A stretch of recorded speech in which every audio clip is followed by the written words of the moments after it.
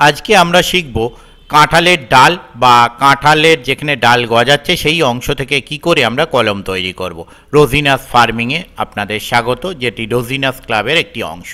আমরা জানি কাঁঠাল গাছ সচরাচর খুব বড় মাপের হয়, অনেক জায়গা জুড়ে থাকে, কিন্তু যদি গাছে কলম বাঁধা হয় তাহলে ছোট গাছেও ফল হয়। এরকম আমরা অনেক ছোট গাছ দেখেছি, যে সমস্ত ছোট ছোট কাঁঠাল গাছে কাঁঠাল হচ্ছে।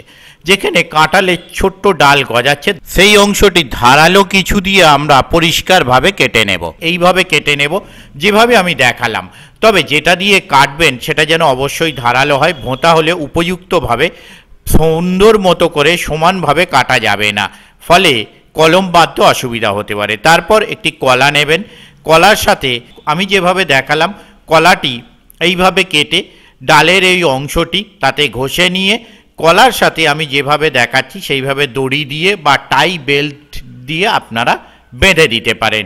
বেঁধে দিয়ে কলার কিছুটা অংশ রেখে ওপর নিচে থেকে কেটে বাদ দিয়ে দেবেন এবং আমি যেভাবে দেখাচ্ছি সেইভাবে বাঁধা এবং সেই উপযুক্ত পরিমাণ কম বেশি মাপ করে নেবেন।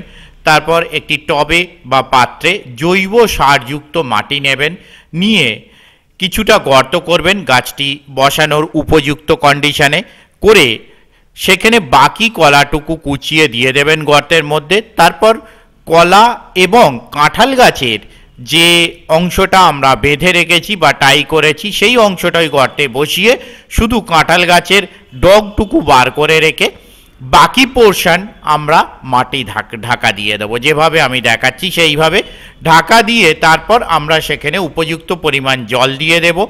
জল দিয়ে দেওয়ার পর 2-4 দিন অন্তর অন্তর যদি মাটি শুকিয়ে যায় আমাদের জল দিতে হবে। তারপর কম বেশি 30 দিন পর আপনারা দেখতে পাচ্ছেন যে গাছটি কি পরিমাণ গ্রো করেছে বা বেড়ে উঠেছে।